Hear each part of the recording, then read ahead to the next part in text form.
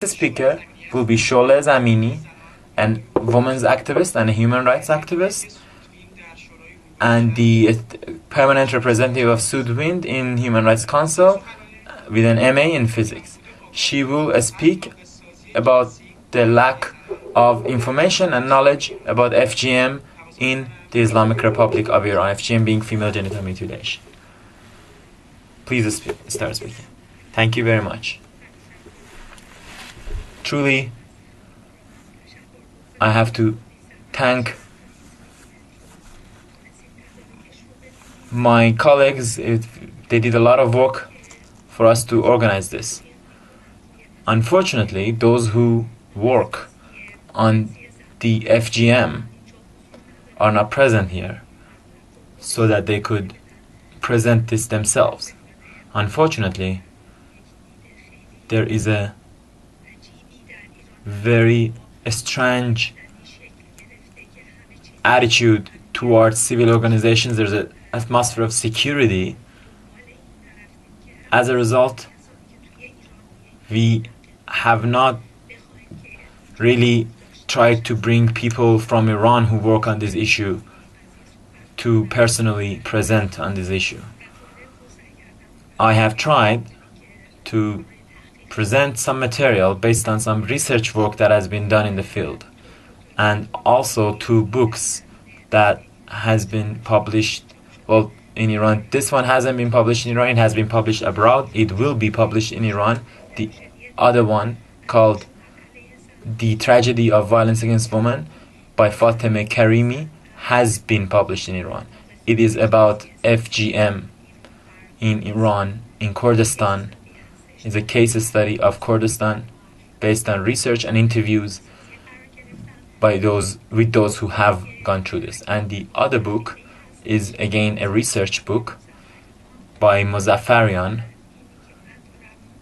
The one that I'm holding right now has been published abroad, but there is a very good chance that it can get a permit to be published in Iran.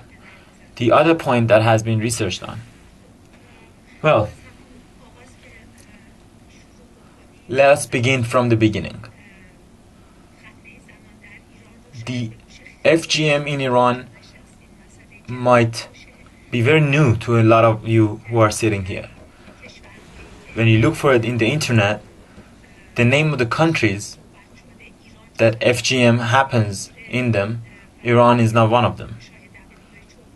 If you look at the reports of WHO and UNESCO, you don't see Iran's name there. Fortunately, Iraq has entered such a list. And those parts, it's Kurdistan, the Kurdistan part that FGM happens in. As you know, Kurdistan is not limited to Iraq. Iran also has a Kurdistan province and other Kurdish populated areas, and in those areas as well, this happens. To be honest, I prefer that we don't talk about the legal sides, so we can get to the next parts. About the international resolutions on the question of FGM. In an international context, you probably know about this already. Based on Iranian law, there is no law to stop FGM. Nobody has worked on it. Other legislation which can be used are the general anti-mutilation laws. Iran has signed to the UNDAC convention for people with disabilities. It is and also the children convention. Most the victims of FGM in Iran are children. Here you see a map of Iranian provinces. The provinces that are red are those who we can confirm by research that FGM happens. What is the situation in the other provinces, we do not know, because there has not been work on the issue. In other provinces, it might exist on a lower scale or on a higher scale. There are some speculations and guesses, but those that you the highlighted parts are Kurdish populated areas, and the other areas are also those that are Sunni populated. FGM in Iran is primarily done by the Shafi'i Sunnis.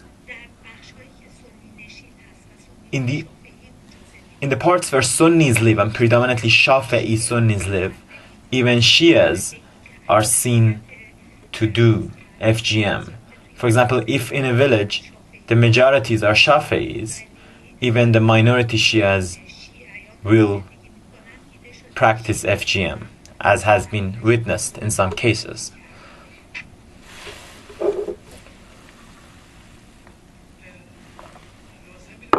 I need to say that after this we will show a film. This film has been surely based on research. I'd be happy if you could not take pictures or videos of the film. Here you can see some statistics based on interviews with women based on West Azerbaijan province in Iran. I think it's based on Mr. Ahmadi's research, if I'm not mistaken, which comes in Ms. Karimi's book, published there. As I said, unfortunately, in Iran, there is not systematic research has not happened on the question of FGM.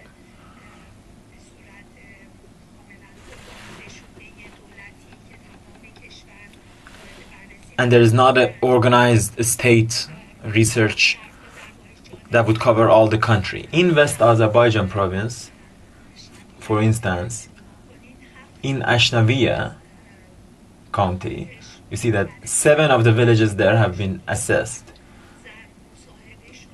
84 women have been interviewed, and based on this, 56 have gone through FGM. In Naqade county, 4 villages have been assessed, 61 women were interviewed,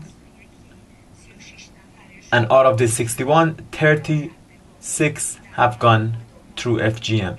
You can see the province, you can see the statistics for Mahabad, which is slightly better, 79 out of, and then you see it for Sadasht, for Piranshah, Bukan and Takab.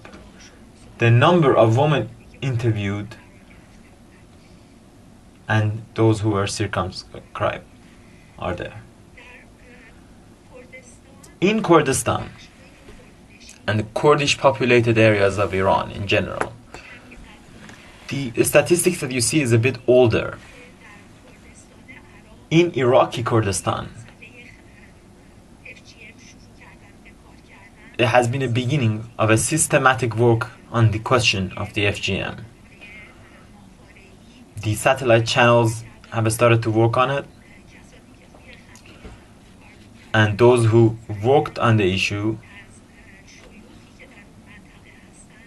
have tried to talk to the sheikhs in the region to show how it's hurtful, how it hurts women's bodies,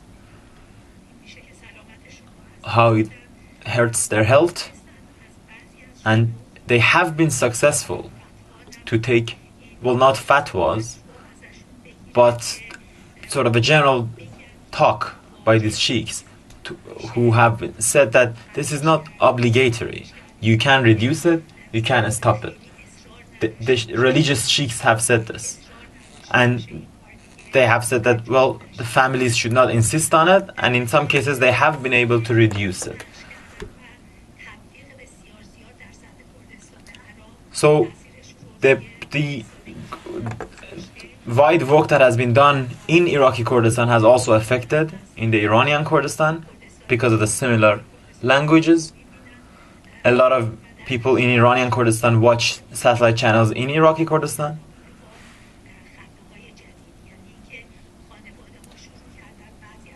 So you see a lot of work by families who have started to think about whether they should or should not do FGM. But we see that statistics is not really low. For example, in Rwansar, in Kermanshah, 350 women between 15 to 49 years old were interviewed. Out of these, 15% were literate. 27% had finished high school.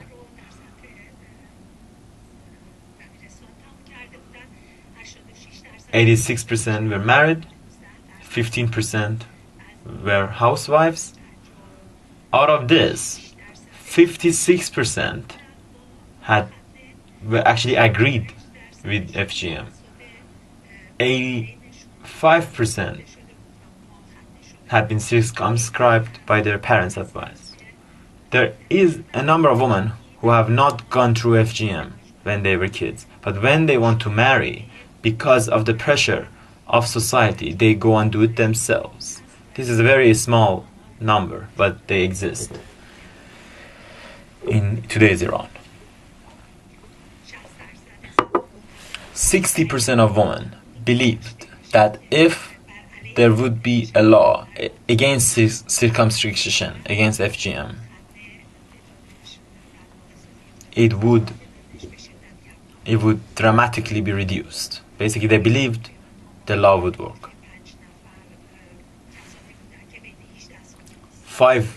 In those statistics, we saw that there was 5 people between the ages of 18 to 21 who had done it themselves. Now we can talk about Hormozgan. It is a southern province in Iran near the Strait of Hormuz. It is a relatively poor province compared to the others in Iran. Illiteracy is more than average, more than many provinces. Can we please get to the next slide? Here you see the statistics for that region as well.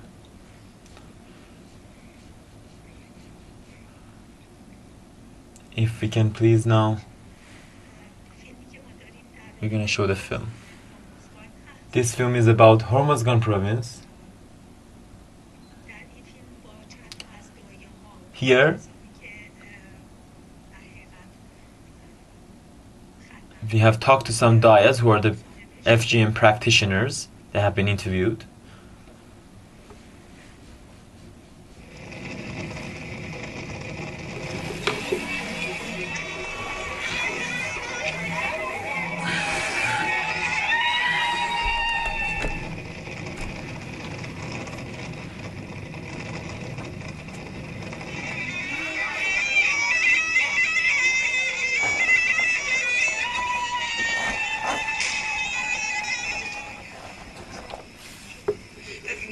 Have you been? Okay.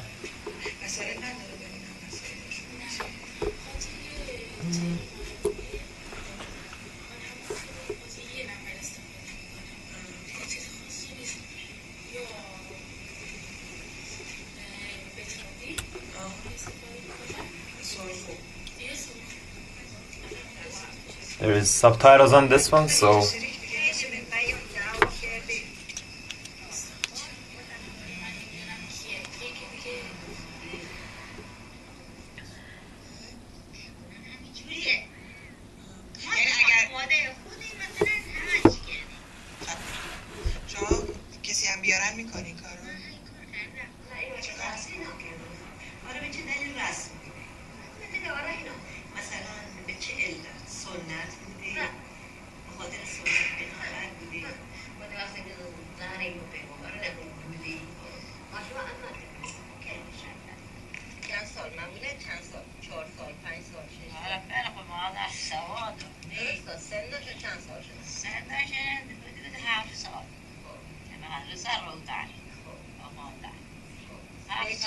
به چی تو نکرده؟ به خاطر چیه؟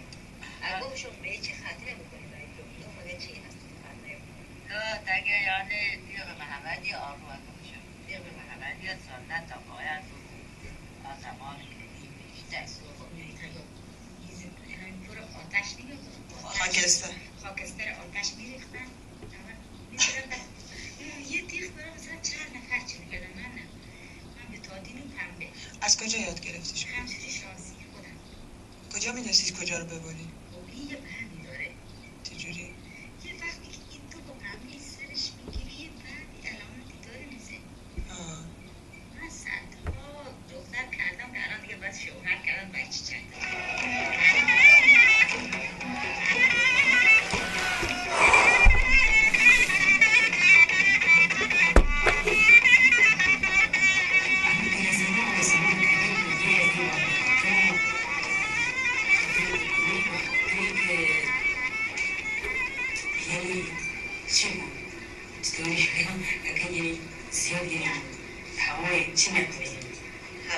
حواس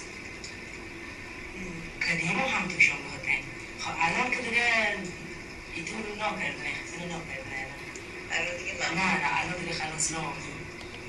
یعنی نکنن یا که کسی نه ایمان آگاه دیمان ایمان رام کنه ما شما دید که درست نیم نه بهداشت که نگفته شیخ گفته که مثلا این سنت بیشتر از همین شیخ ها هم تلویزیون فرام نمیشه که نور کشیدن کجا بکنه یعنی اجازه چی هست؟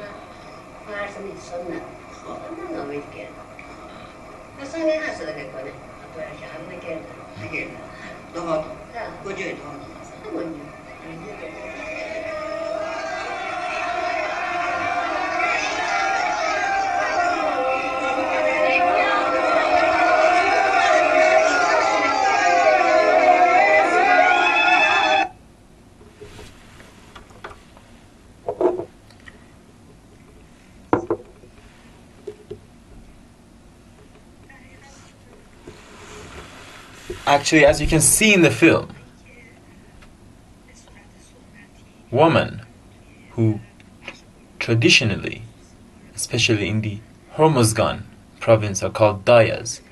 The dayas are very normal people.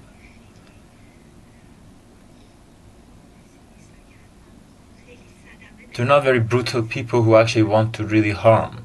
When you really talk to them, a lot of them have said that, okay, if they tell us that this is hurtful, if the sheikhs come and say, let's not do this, this is not good, we will stop. We're not insisting on doing this. And if doctors come and say, this is bad, this is hurtful, well, we can not do it. But until now, no one has actually said this. The health clinics, almost all over Iran, exist. And they used to, as Ms. Shafi said, because of population control, birth control, they were created for that purpose and for educating women about prevention to stop unwanted pregnancies and alike. The infrastructure is there, is what I'm trying to say. We can use this infrastructure to educate people and women and men who live in the area so they can be educated about the harms caused by FGM. And that you cannot do this. You don't have to do this. Another thing that I wanted to talk about on this subject is that when these health clinics were built in all these regions, there were local midwives who did the birth. These were people who had been practically learned So these were traditional local people. They were not professionally medical staff. But they were given a timeline.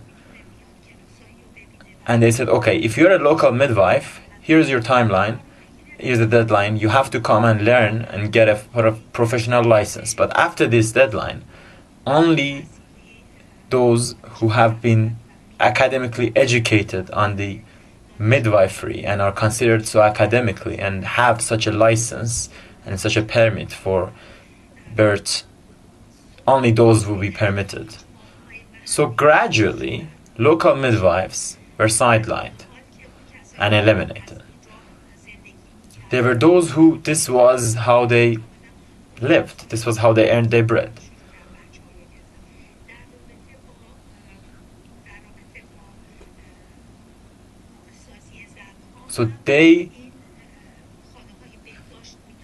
So we can see that this infrastructure exists, and these health clinics can, if they want to, if there was a will, if there is a will, they can stop FGM.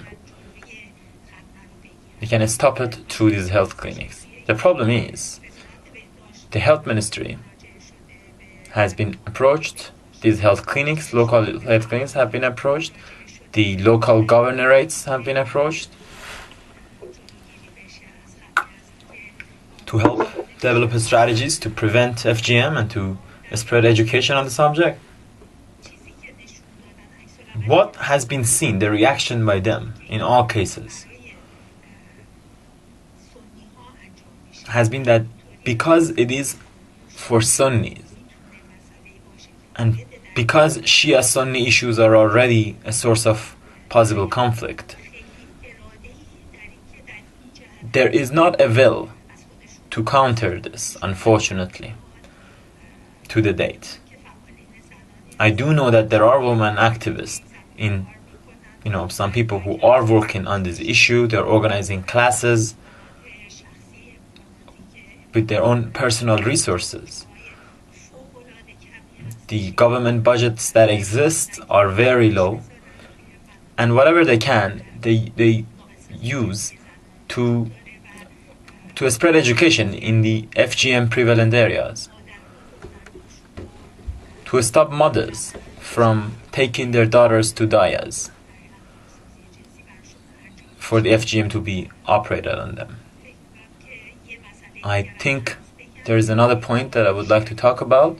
In Iran, you have the highest FGM types are the types 1 and type 2. The type 3 has almost not been witnessed in Iran. The type 1, you only cut the clitoris. That type 2, you also cut part of labia minoria. Because of all the health problems that this can create for women in FGM.